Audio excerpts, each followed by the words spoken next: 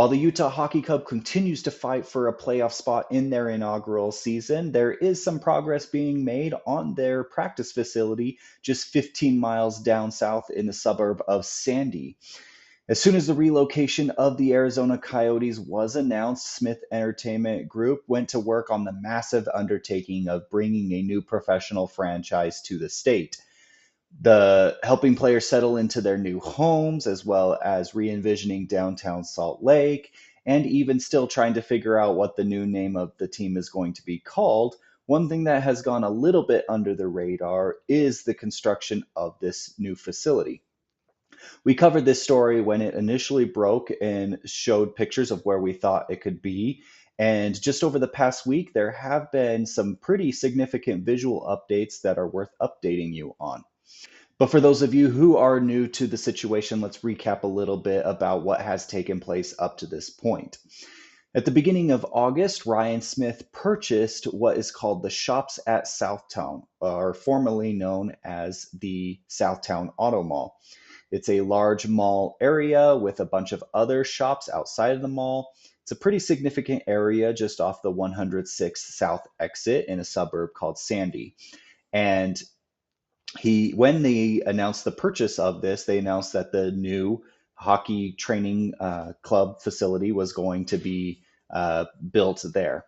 I gave some speculation on where I thought it was going to be. There used to be an old Macy's that was attached as the south portion of the mall that has been vacant for quite a long time, and I thought that that's probably where they would put it. And sure enough, that is where they ended up putting it.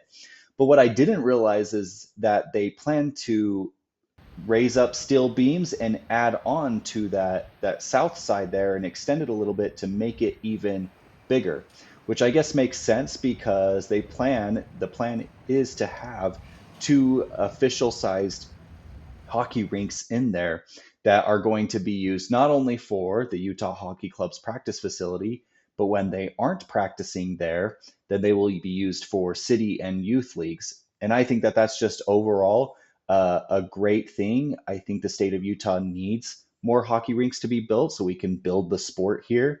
And then I think something that is going to bring a lot of attention to the Sandy area. The Utah Hockey Club currently practices at the Olympic Oval, which has some historical significance as part of some of the 2002 Winter Olympic events were hosted there.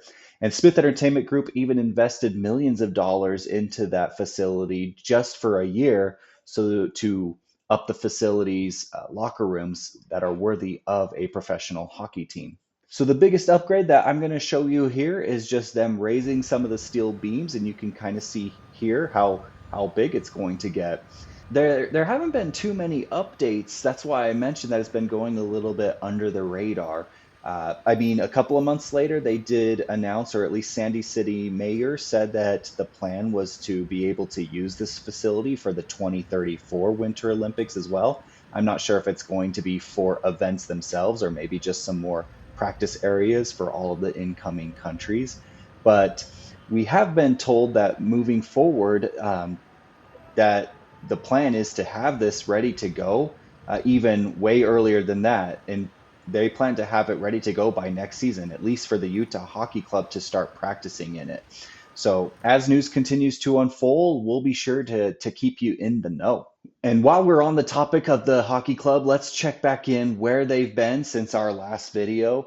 If you remember the last time that I spoke, I mentioned how the hockey club has a pretty daunting task and needed to start making a run in order to have a chance at making the playoffs.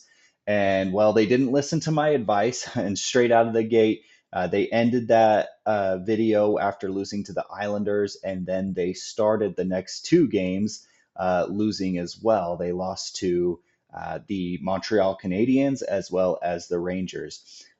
So just like the Islanders, they gave up a two-goal lead against the Rangers as well, which is a pretty disappointing start to that second half of the season, and really sort of put a damper on their ability to actually make the playoffs. So the playoff hopes are still a little bit low, but they have responded the last two games and winning And those two games were against important divisional opponents against the Blues, and then last night against the Jets.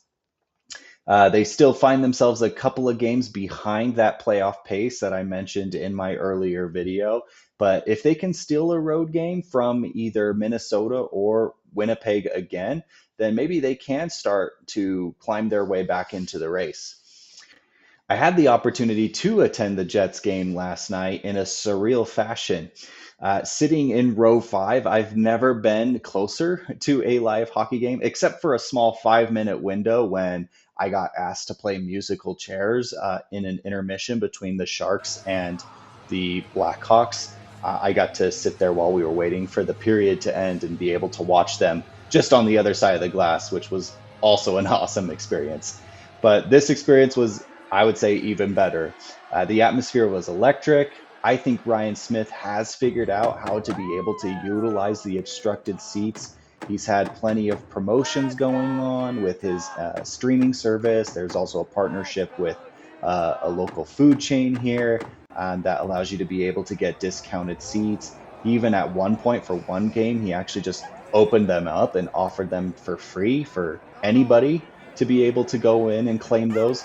So at this point, I don't think that fans really care about the obstructed views. They want to come see this team, whether they're doing well or whether or not there is a lot of support. And it was really cool to be able to see them perform this well against one of the best teams in the league. Things got a little worrisome there in the third when they gave up two quick goals to cut the lead from 4-2. I guess I have a little bit of PTSD because I went to the first home Sharks game when they were up 4-1 with 5 minutes left and ended up losing that game in overtime. So, but my stress leveled out once Keller was able to put in that empty net to make it 5-2 and put the game completely out of reach. All in all, it was an impressive win by this team, one that they had to win, and hopefully this will build momentum into the upcoming road trip that they have. The last thing that I briefly wanted to cover, and I wasn't planning on covering it in this video, but as I was scrolling through my news feeds earlier today, I saw an article from KSL that mentioned that the Utah Hockey Club still is working on trademarking their new name. And reading between the lines and everything that was in there, it seems like it's a pretty foregone conclusion that the name that they want is Yeti or Yetis. And but the problem is that they are struggling with the patent service to be able to actually allow them to trademark it. A lot of the backlash, or at least a lot of the refusal, has been that there already is too recognizable of a brand called Yeti. For those of you who don't know, obviously there's a big like cooler and mugs and things like that called Yeti. So I guess maybe there's some confusion there. And so now it's up to Utah to be able to go back to the patent office and give their case on why there won't be confusion between the two brands. It's really silly to me, I think, honestly. And who knows? I'm not a patent lawyer, so I couldn't give you the odds on how often these things get rejected and then eventually approved or something. I hope it can eventually work out. I do like the name Yeti. My name that I loved before was Mammoth, so I guess that's a good runner up if for some reason Yeti doesn't work. But maybe if you are a patent lawyer and know how these things work, maybe you can tell me what the odds are. But I thought it was just good pointing that out, that it seems like that's what Smith Entertainment wants to go with, and so they're just having to clear some of these hurdles in order to actually make it a reality. But that's all that I have for this video. Thank you so much for stopping by. If you enjoyed the content, please help this channel out by liking and subscribing. And let me know what you think of the Utah Hockey Club season so far.